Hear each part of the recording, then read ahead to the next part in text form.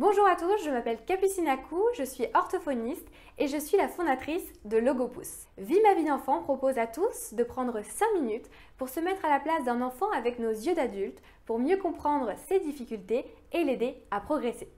Aujourd'hui, on va aborder le chapitre 2 de la confiance en soi.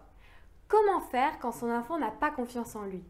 Quelle réaction avoir quand il dit qu'il ne va pas y arriver, qu'il est nul et que les autres sont meilleurs que lui? Pour vous éclairer, on retourne aujourd'hui en Nouvelle-Calédonie pour un deuxième baptême de plongée, cette fois-ci dans de meilleures conditions, je vous le promets.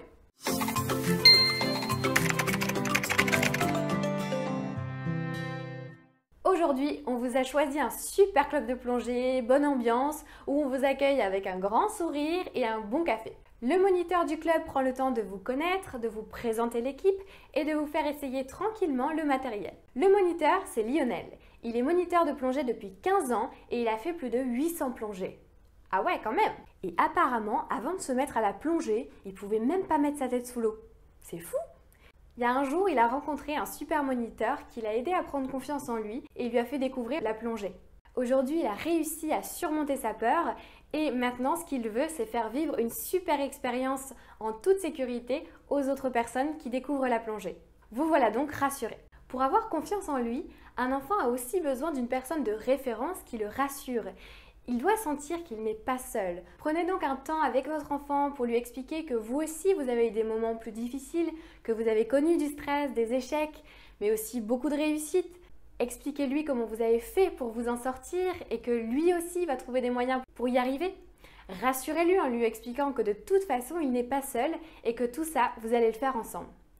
Allez, on retourne au club. Une fois que tout le monde est bien présenté et équipé, on monte dans le bateau, direction le site de plongée. Vous notez qu'il y a pas mal de vagues, que ça bouge. Vous sentez encore une fois le petit déjeuner qui remonte doucement dans la gorge. Le moniteur le remarque et vous rassure tout de suite. Ça arrive, ne t'inquiète pas, il faut que tu fixes l'horizon, que tu souffles bien. Tiens le coup, on est bientôt arrivé. Un enfant qui manque de confiance en lui appréhende toute activité qui peut le mettre en difficulté. Prenez le temps d'en discuter avec lui avant de savoir comment il se sent et de trouver des moyens de le détendre pour partir sur de bonnes bases. Ça y est, vous êtes arrivé sur le spot de plongée, tout le monde s'équipe, vous savez pas trop comment faire, mais tout de suite, Lionel vous rejoint et vous montre comment monter le matériel. Il vous fait une démonstration, il prend le temps de répondre à toutes vos questions et vous laisse ensuite vous équiper en vérifiant que tout est OK. Ensuite, il vous explique qu'aujourd'hui, c'est un baptême de plongée, donc c'est lui qui s'occupe de tout. Il sera tout le temps à côté de vous, c'est lui qui vous tient, qui vous oriente et qui vous ramènera sain et sauf au bateau. C'est bon à savoir. Et vous, votre rôle dans tout ça, c'est de profiter à votre rythme. C'est grâce à un sentiment de bienveillance et de sécurité qu'un enfant prendra confiance en lui. Pour atteindre son objectif avec assurance, un enfant a besoin d'un guide rassurant et encourageant. Prenez le temps de faire une démonstration, de lui expliquer et de l'aider quand c'est trop difficile. Avant de sauter à l'eau, Lionel vous dit qu'il est super content de vous faire découvrir cet endroit qu'il adore, que la météo est parfaite et que vous allez vous régaler. Il est vraiment sympa ce prof, il est très détente, ça donne carrément envie de se lancer. Comme Lionel, essayez d'être positif et de donner à votre enfant envie de se lancer, même si c'est difficile. Rassurez-le, montrez-lui les bénéfices d'oser, d'expérimenter et montrez-lui que quoi qu'il se passe, vous serez là pour l'aider. Allez, ça y est, c'est le moment de faire la bascule arrière, vous êtes super stressé, vous n'osez pas y aller. Mais encore une fois, Lionel vous rassure, vous ne risquez rien, il passe avant vous pour vous montrer que tout va bien. Allez, tu vas y arriver! Avec ces encouragements, vous vous lancez. Plouf! Bravo!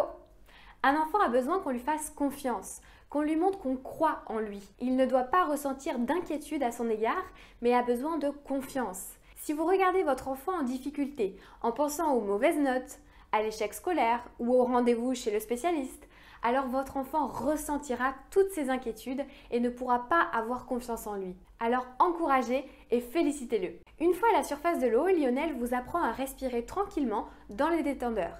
Il vous demande à plusieurs reprises si vous vous sentez bien.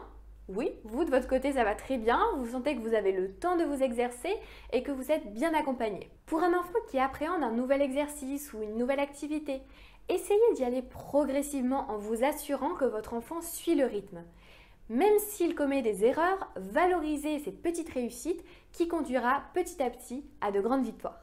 Allez, c'est parti pour la plongée. Le moniteur vide votre gilet et vous descendez progressivement sous l'eau.